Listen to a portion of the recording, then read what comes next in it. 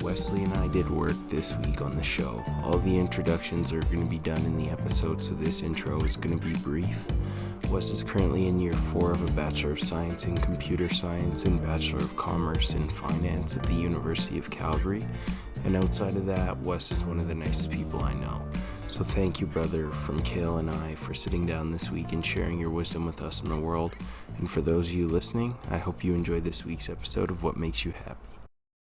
So, here I am, another week. It's cold, man. It's really cold outside.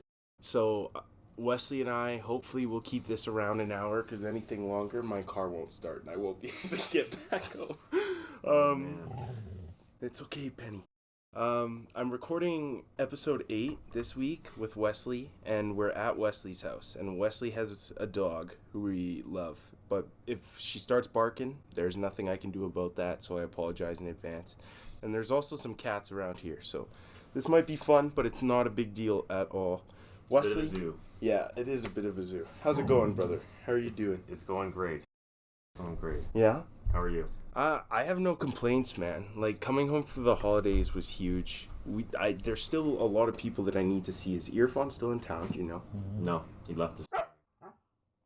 He left this morning. Jeez. Okay. Well, it doesn't really matter. I'll see him eventually. You fucked up. Yeah. What are you barking about? People aren't allowed to talk at your house, or what? Or what? This is why I'm a cat guy. It's okay though. So, what are you planning on doing for the holidays, bro? Like for the rest of the time off? Just chilling? Well, I was planning on skiing. Mm-hmm. But I don't want to ski if it's minus 30. It's true. So, I'll see. I'm going to see Spider-Man later today. Oh, today is the day. Yeah. Wesley, that movie was absolutely insane. We can't even talk about that because I will not stop. Oh, I know. You're going to enjoy it. I know. I'm really excited for that. We might be going to Banff overnight. Yes. Just to visit Michael on New Year's. Yes. So hopefully there's no restrictions that stop that plan. Yeah, man. Well, I just don't understand. Well, I understand why they're being implemented, because the pattern usually, it happens in America, and then it happens in Ontario, and then it happens everywhere else. Yeah. You know, so as soon as Ontario started skyrocketing, like, I get why they put them in place, but it's frustrating, because it's like everybody's finally in the same area and might not be able to do anything. I know. Yeah. Like, my brother works at the hospital, and he's like, it's not busy there yet. At all. No, but they're projecting that, like, there's going to be so many cases that, like, even though it's less, damaging, it's still going to be, like, there's going to be so many people that, like, that small percentage will overflow. Yeah, man. So I hope that doesn't happen. But who knows? I don't know. So far, it seems fine, but... And honestly, from what I've been told, chances are we're all going to get sick at some point. Yeah. And hopefully that's not the case, but if that is the case, you just get through it, right? Yeah. Try to stay safe. But we're doing what we can. I get to come over and do this, so I have no complaints at all. Exactly. I mean, what can you do? Yeah. So. A little bit about my relationship with Wesley. We met when Wesley's school, Highwood, closed. Well, they didn't close. They became the TLC program. Yeah, I think, they just kicked out the French kids. And then the French kids came to King George when we were in grade 5. But I wasn't, like, particularly friends with Wesley until junior high, just because in elementary school it was, like, you and Nigel and Jacob and Earphone were really close, and then we just kind of melded throughout the time. Yeah. But we've known each other since then. We went to the same high school, graduated together, so it's been a while. Yeah, I guess that's, almost 10 years. Yeah.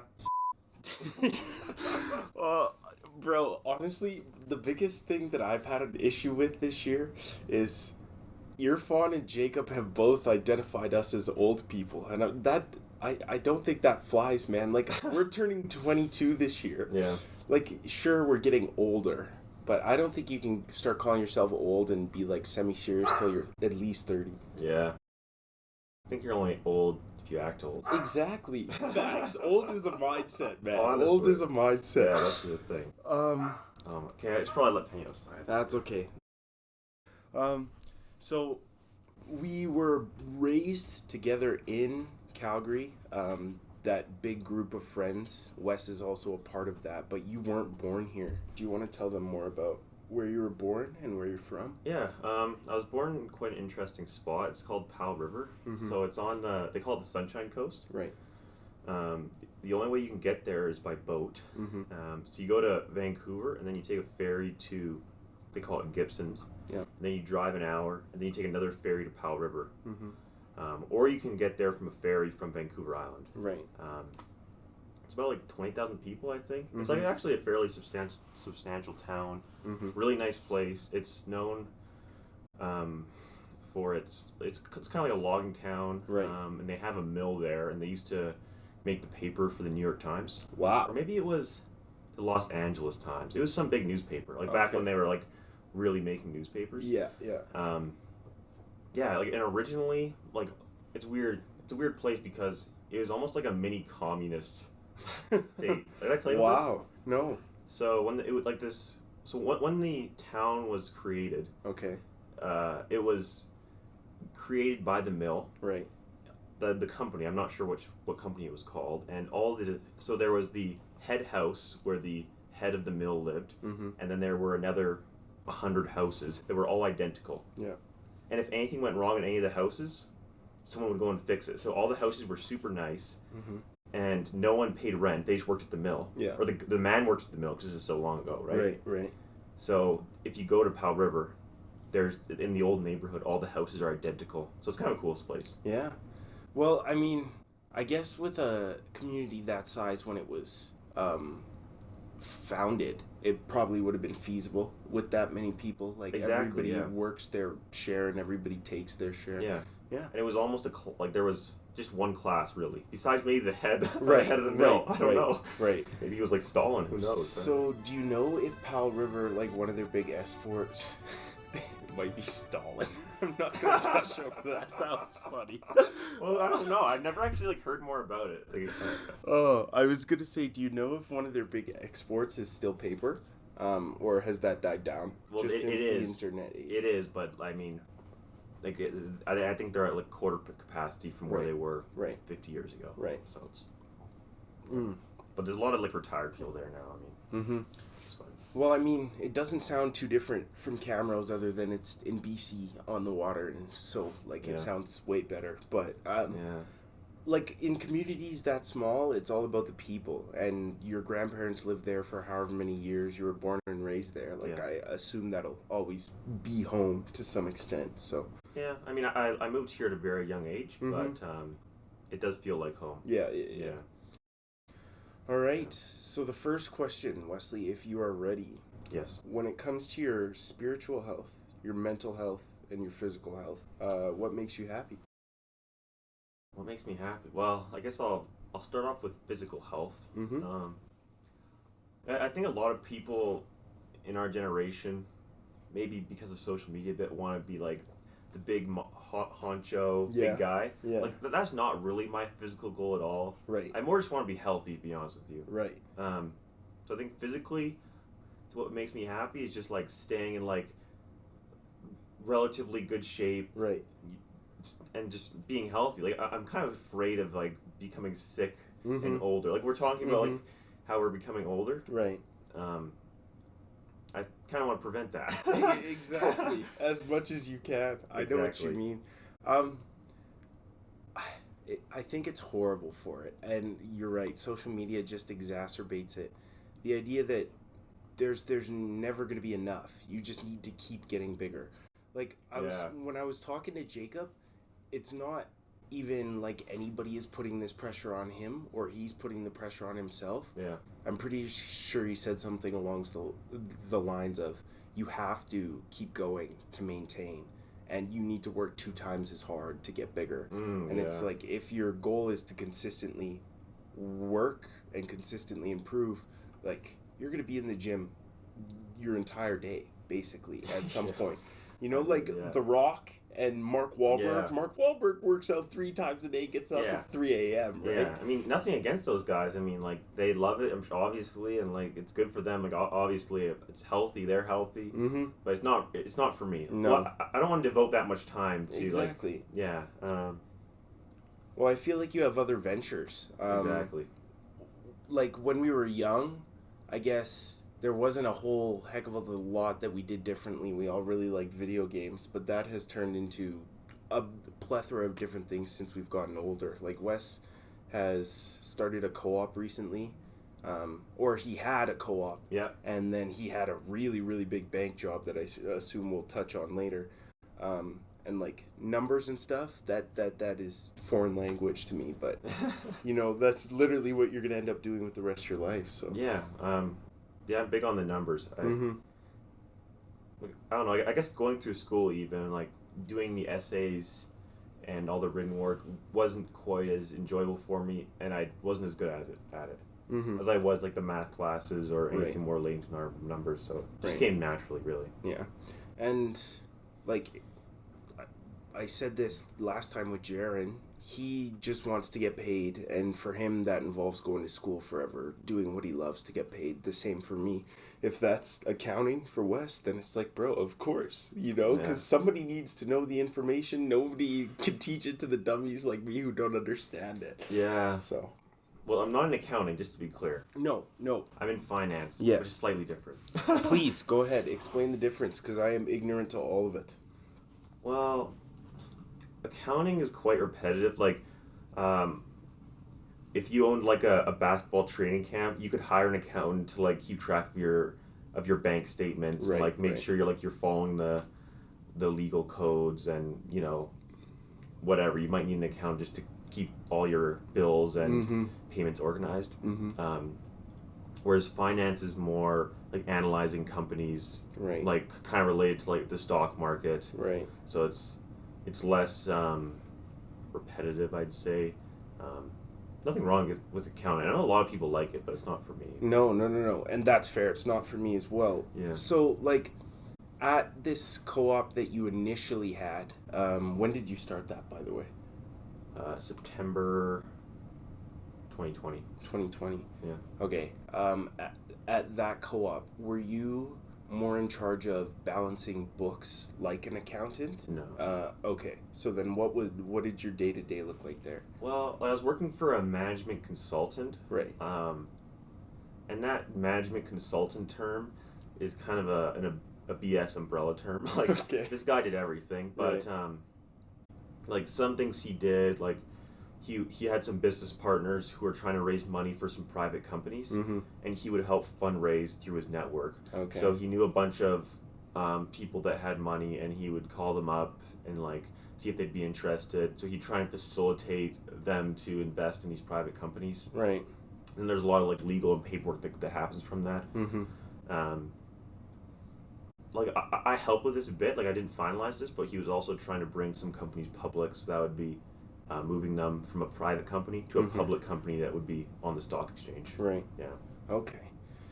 Honestly, man, like the fact that you are at this stage in our lives, you know, your responsibilities in your field involve all of this money. Even though it's not like your money, you're responsible for other people's interests and their investments.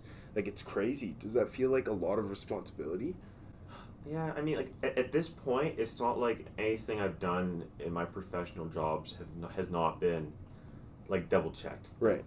They're making sure. Right. I haven't done anything on my own yet. Right. But there's certainly a lot of responsibility because a lot of money on the line generally. Yeah, exactly. Yeah. And people really seem to care about their money, as they should. As they should. Yeah. As they should. Yeah. Okay, we got sidetracked. Your mental health, your spiritual health. Do you have anything you want to say there, brother?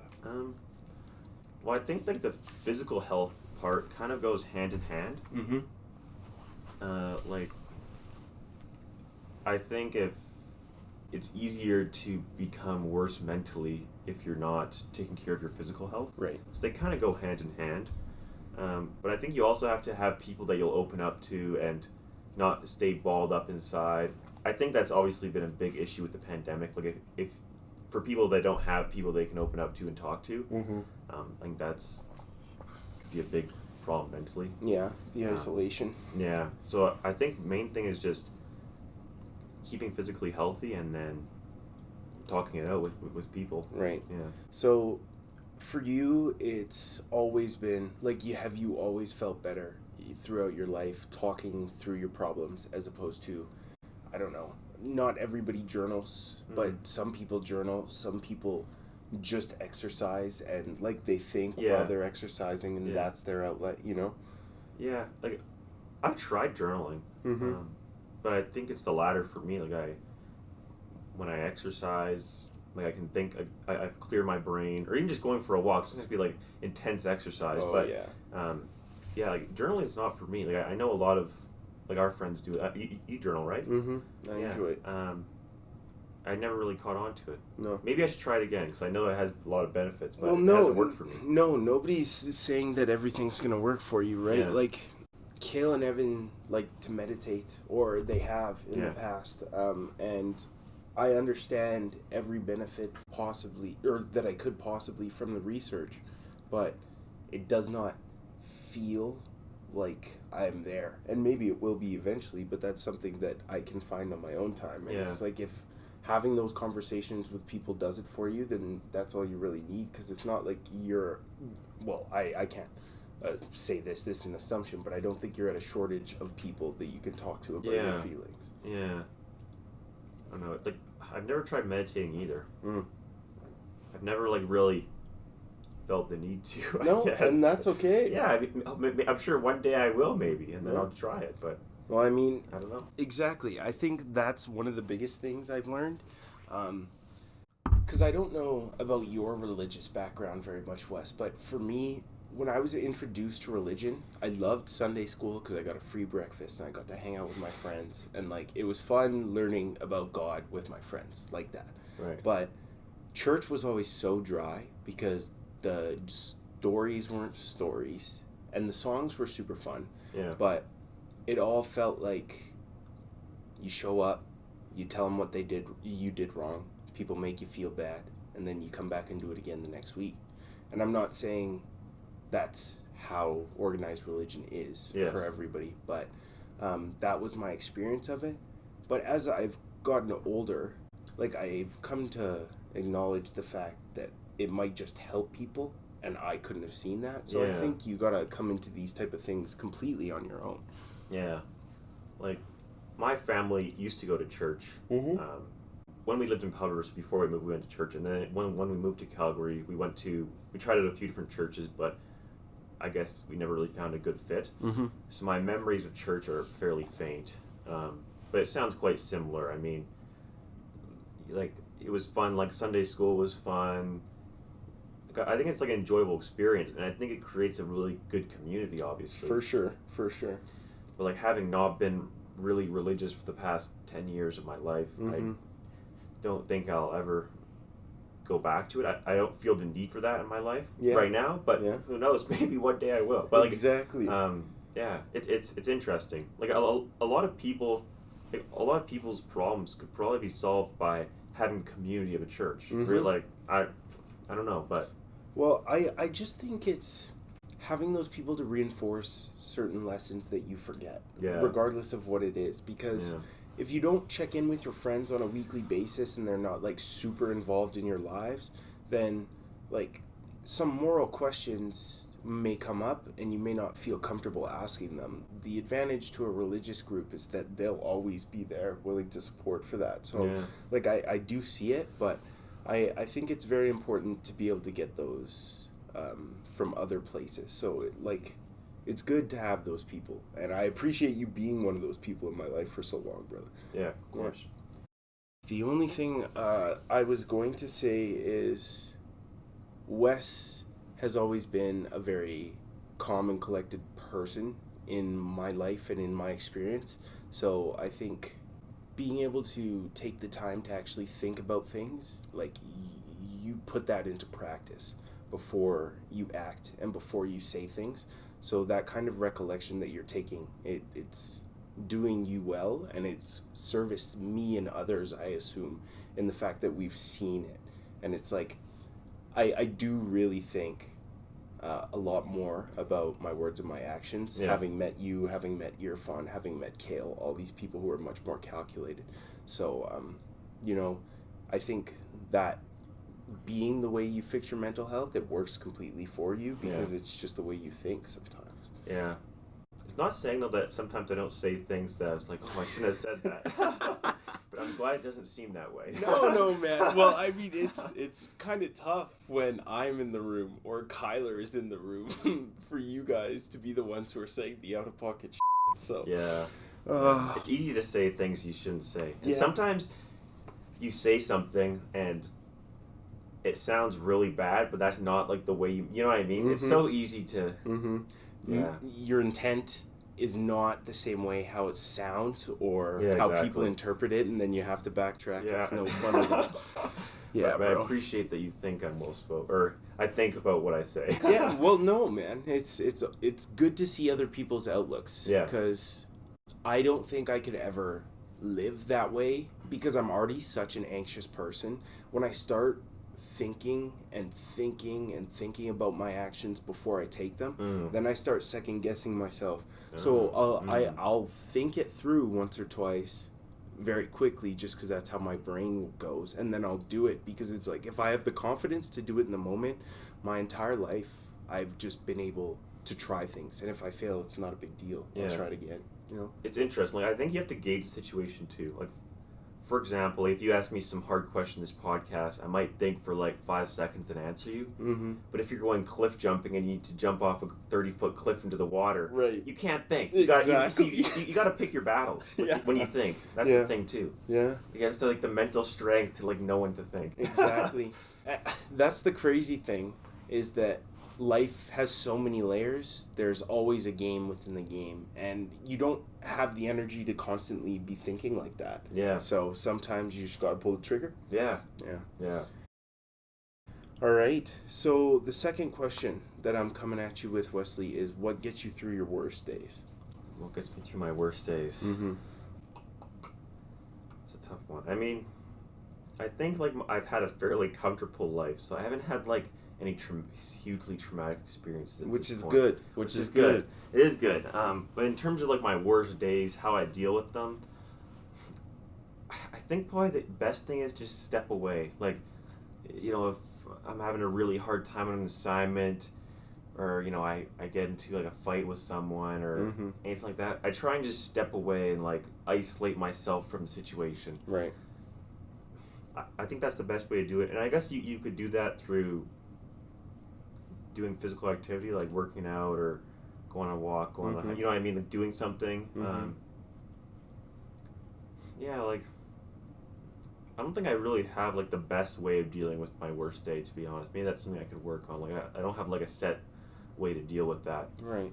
But I also may just have the attitude where I kind of brush things off, so I try not let my days become the worst days. Right. You know?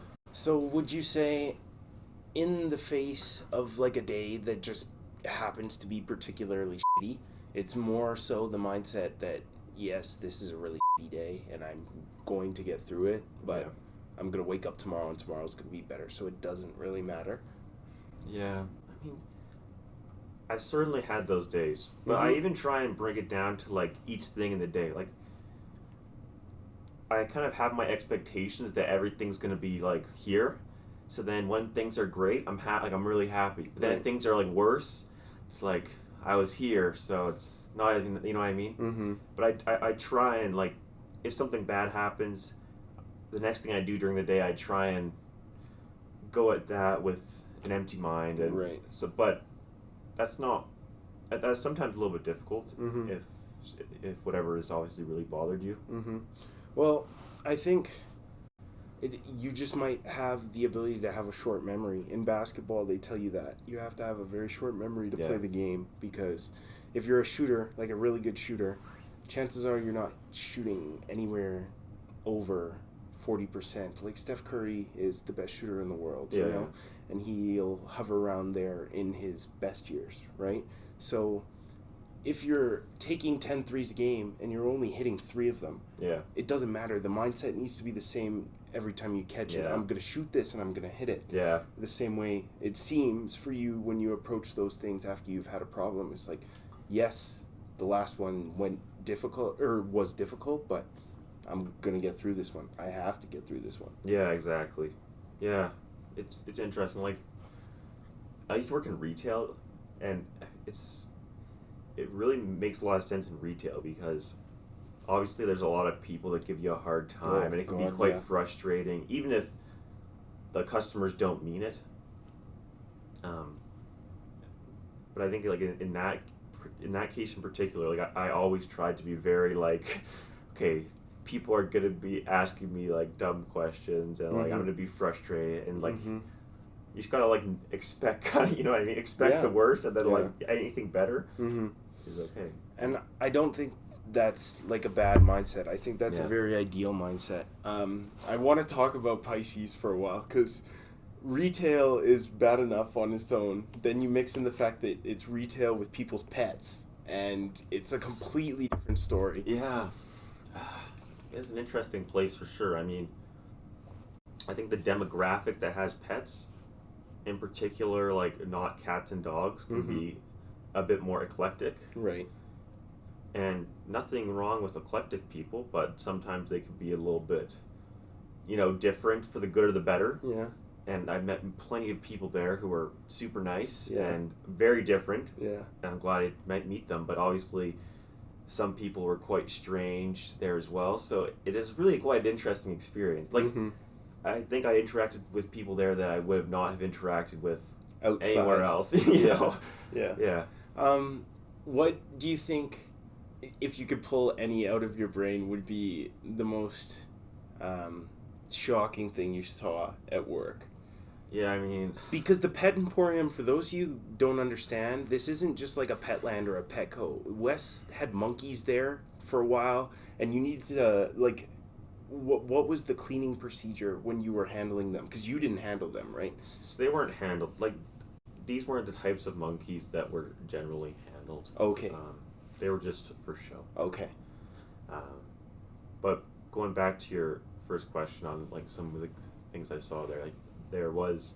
Someone came to Pisces with a duck. And it was on a leash. Okay. And it was like it had 2 feet, and... It was definitely illegal to have this duck as a pet. Okay. It was like a really cool duck. I don't really know how to explain it. Definitely not a duck you would see in Alberta. Okay. But there was a few strange animals. I mean, like, we had some huge lizards come in. I mean, like, big boys. Good Lord. Like, this guy often came in with a macaw. That's super dope. Who and he let me hold it. Yeah. Those guys just have huge claws. I mean... Like, were you nervous the entire time? No, very friendly. Okay. Very friendly, yes. So, a macaw it wasn't blue. Those guys are extinct, right? No, or it was blue. Yeah, it's the blue and gold. They're called, which is like the blue and yellow. But they're called blue and gold. That's awesome. That's awesome. I was getting a macaw and a toucan. My head mixed up, and I was like, "There's no way this guy has a toucan." No toucans. Like, I think that's what. Like, those birds are awful pets. Fair enough. Probably very loud. Well, they usually outlive their owners. Oh, okay, there you go. So it's not really a good situation. Yeah. Did you see any tortoises? Like any big tortoises? We have a tortoise. Wow. Well, they have a tortoise. People wouldn't bring a tortoise to the store, though. I mean, it's not really a pet you bring to the store. But we did have a tortoise. His name was Morris. Yeah. How old is Morris? Morris the tortoise. I think he was about 10. Okay. So he wasn't that. He was pretty young. Yeah. I don't know I should know the lifespan of a tortoise, but I don't know. Yeah. It's pretty long. Yeah. I will look this up and I will put it in the video, but I'm going to garner it's probably around 85 to 100 years because they usually end up outliving, if they have owners, their owners. But so since you would say that you try and keep it optimistic, you're kind of a glass type, half full type of guy when it comes to your problems. Yeah. Do you think when problems show up, do you feel to deal with them? Because you said you like to take a step back. Okay. Is it something you would like to do immediately after you've taken that step back, or do you find yourself avoiding problems until you have a solution that you know will work? Because for me, at least, when I have a problem, I try and find as many ways to solve it as soon as possible, and it's kind of bad, you know? Yeah, I think I also do that. Mm-hmm. Like, I'll step away from the problem. Like, I'm picturing like doing schoolwork that I can't figure out. Sure. When you say this. Yeah. And if there's an assignment I can't figure out, I would step away and like do some other work and then come back to it. Right. Generally. But right. I mean, in terms of like other like personal problems, it might be maybe stepping away for longer is beneficial. Mm-hmm. Well, you know? You can chime in on this. I'm a very emotional person. So taking that step back that you're saying is very important for me, because like, let's say for a 12-hour period, somebody would be really emotionally tied up in an issue. Maybe for me, it might be 16 to 18 hours, right? So I know that about myself, and it's like, I don't want to react immediately because it's mostly just emotion. Yeah, I mean, I think that totally makes sense. I don't think I'm probably not as emotional as you are. Excuse me, did you just call me a bitch? And that's 100%.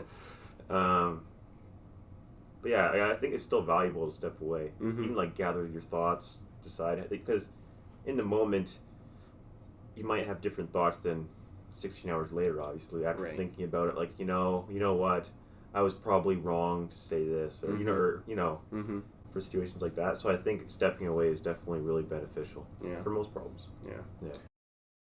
Okay. Well, I think it would be good to sit here and say that I am glad, Wesley, because it seems that you may have been uncomfortable with the fact that you can sit here and say I've had a relatively comfortable existence, but that's what we wish for everybody, right? Like, I know. Yeah. You don't need to brag about trauma. No, you don't push trauma under the table. You talk about it, but if you've had a good experience, that's a good thing, man. Yeah. And you can learn from everybody's experience. I will keep repeating this till the day I die. You've lived 20 years of your own experience that I could not even fathom. Yeah. Right? And there's so much that I can learn from that. Yeah. I mean, it's not like I haven't experienced like some form of trauma. Right. But I guess the way I look at my trauma compared to other people's trauma is not the same. And that's okay. Yeah. Right? Everybody's problems are tailored to themselves, and everybody's solutions are too. Yeah. Yeah. Okay. The last question. Are you thankful, very thankful for anything that's happened in particular in the last 6 months? And then in the coming 6 months, for the stuff that you're aware of, is there anything that you're fearing in particular? Looking at the last 6 months, I mean, I guess I'm just proud. I think I'm proud of myself. I've done a lot of work. Okay. I've just been working really hard, to be frank. And I guess I'm proud of the energy I've spent on school and just like furthering my professional life, really. Yeah. Like I'm putting a lot of energy into that. It's really been my main focus. Right. So I'm really proud of that. Right. I mean, like the last 4 months, we've obviously both been in school. Mm-hmm. Apart from that, I wish I had more to say in the past 6 months. It's almost kind of sad that it's all like school. But I guess that's kind of life right now. No. But. And, well, 3 things. First of all, I don't know the scope of it, but I understand, because my professional career is different, the effort that I'm putting in. And Wes is putting in double that effort for school and for work. He's big LinkedIn guy, you know. he's in the professional world. So we see the work that you're putting in, Wes, and congratulations. Okay. I cannot wait to see how far that goes. The second thing is that, like, all of us are going to have different approaches to it, right? Because I want to be a teacher. That means, like, last summer, spending my summer at the camp was good. Yes. And being able to do that at Camp Chief Hector this upcoming summer will also be very good. Yeah. But, like, for you, that involves working in banks and stuff like that. So yeah, it's interesting, too, because a benefit of something like education. Like I think education, like being a teacher, is such a sweet career because one reason at least, going out of university and into teaching, you're becoming a teacher. I'm not saying that's it, like as in like it's bad by any means, but there's not a range of teaching really. Right. You could get a role in phys ed, I guess, compared to biology. Right. But I would say, like, I'm not sure if they're significantly more competitive than each other. No, like, I the jobs get are fairly similar. I get exactly what you're saying. Yeah. It's like you're either a teacher or you're a professor, and that's about the scaling that you can do in my profession. Yeah. Whereas what I'm going into, there's a huge range of jobs, and it's quite competitive. Exactly. And I guess I'm competitive too, so it's like I'm attacking like this huge range of opportunities. Right. So I don't know, like I kind of envy that education doesn't have to deal with that in a way. Right. Not that I'm not enjoying what I'm doing, but it's a bit of a different landscape. Well, I can say that we're two very different people in that, because if my job involved having to outwork the other teachers as opposed to working together for the kids, like that's not for me. I love to compete in basketball, and especially against my friends, but doing it every day all the time would give me like stress issues, man. Yeah. And it's not like people in like the corporate field are like competing against each other. I more just mean like the jobs aren't like they're few apples and and far apples. between. Yeah, well but like they're quite different, and like some of the more desirable ones are quite competitive. Right. So it's just like it's so I guess you're competing with your classmates more so for sure. Yeah. And then the last thing I was going to say, I just remembered, is that this is our stage, the stage of our lives. Two things about what you said. Yes, it's super sad that in our young 20s, the last 2.5 years has just been school and work because of the coronavirus. Yeah. Like, we had a few trips as groups in Canada, but like the amount of, we didn't get to go to Vegas. Like, that's not an option because you might get a $250 bone ticket to pay for a PCR test plus your entire trip. You know what I'm saying? Like, everything's super expensive right now. Yeah. But it's also our young 20s. Like, this is the part of our lives where we have to be furthering our careers. So it's the time. Yeah, I mean, at least like we're spending our time wisely. It's not like, I mean, and when we look at like other people in the world with the coronavirus who like lost their jobs or whatever, I mean, at least we're doing something. We're in school. I mean, like at the end of the day, it's not, there's worse things to be doing, obviously. Yeah. So then to tie that in the second half of the question, obviously it would be nerve-wracking going into the field because you're graduating next year, right? Because of the co-op. Yeah. So at the end of next year, this is going to be a switch because it's no longer I have school to fall back on. I need to get a job to sustain myself. Yeah. So is that going to change your outlook? Like, is that something pretty daunting coming up, or are you just looking forward one foot at a time? Yeah, I mean, it's not really something I've thought about too much.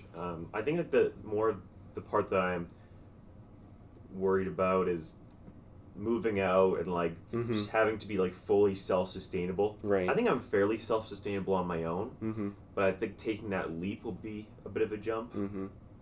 I guess that's what I'm most worried about. Like, I know you've moved out. Like, was that a big jump for you? I guess you had a lot of roommates as well. Yeah, so that's the thing is I would say that the experience that like me and Jacob Harris have had, while we had more independence in the fact that I had to make myself 3 square meals a day as opposed to, you know, it's still not the same at all because it's like as soon as you get the opportunity to leave from here, you'll be paying phone bill, car insurance, heating bill, rent, all of that, plus your groceries, etc., etc. Like the Bank of Mom ends up closing eventually. I mean, like the Bank of Mom's already closed.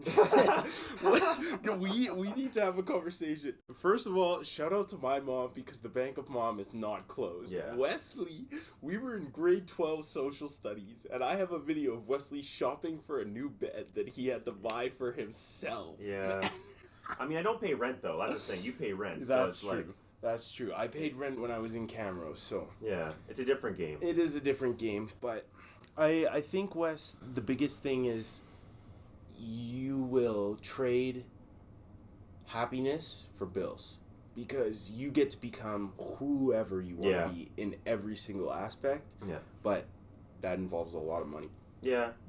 Yeah, I mean, and there's also, it's also, like, I'm as I said before, I'm quite comfortable here. I mean, like, for example, if, like, I have, like, a midterm the next morning and I'm studying, like, my mom will make me dinner. Like, exactly. I'm not saying, like, she's, like, making me every meal. 'Cause, like, I make a lot of meals myself. Like, I'm like, fairly independent, but it's nice to be someone who supports me. Exactly. Yeah. And we've had it our entire lives, you know? So, like, eventually you have to cut the cord. Exactly. But, like, at the moment, I think you've seen what your brother did. Your brother lived here until he was how old?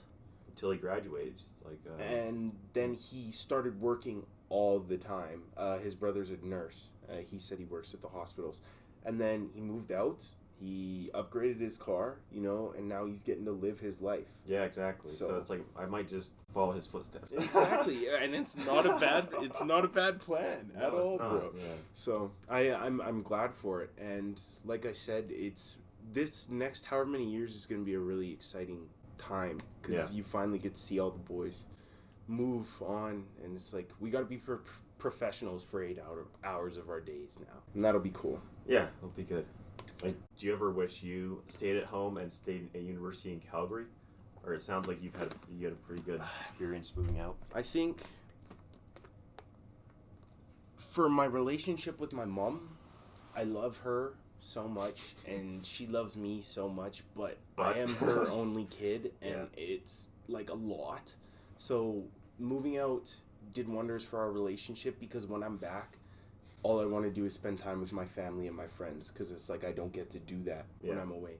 So I think that aspect was very good and the independence aspect was very good. Yeah. But I think Calgary or just a metropolitan city of some sort is where I enjoy being because I don't like online shopping or having to like drive for a bunch of things, you know, like I want my community to be able to provide for me. Yeah. And I think Calgary did that, you know, like I think we were very blessed to grow up here. So I don't know. I think it's not an experience that I would have changed because Augustana and Camrose was amazing, but I also wouldn't have minded staying here and going to the U of C. Yeah. So. No regrets. Exactly. Well, like, you don't have to pay for a parking pass, right? Because the 20 takes you literally straight to the campus, you know? Yeah. Was the transition getting to and from Aberhart and, like, just class in general, since it's so close, probably wasn't that big of a deal since the U of C was literally a stone's throw away from our high school. Yeah, I mean, it was not a big shift, really. No. Like the commute is fairly easy for me. Yeah. I mean, a lot of, like, I know you were telling me your commute in Edmonton's quite difficult. I guess I'm pretty fortunate for my commute. Dude, honestly, I think the biggest problem with having a university campus in the middle of the city and, like, all of Edmonton is basically downtown, the important part, is that there's nowhere to park unless, like, you have money. So I live on South Side. It takes half an hour, 45 minutes on the bus. Yeah. So everything is just longer. But like you said, I don't pay rent. I don't pay my food bill right now. So yeah, so no complaints. For sure. Is there anything else you want to say to the people, Wesley? Merry Christmas. Merry Christmas. Good one. Heck yeah, man. That's what we like to hear.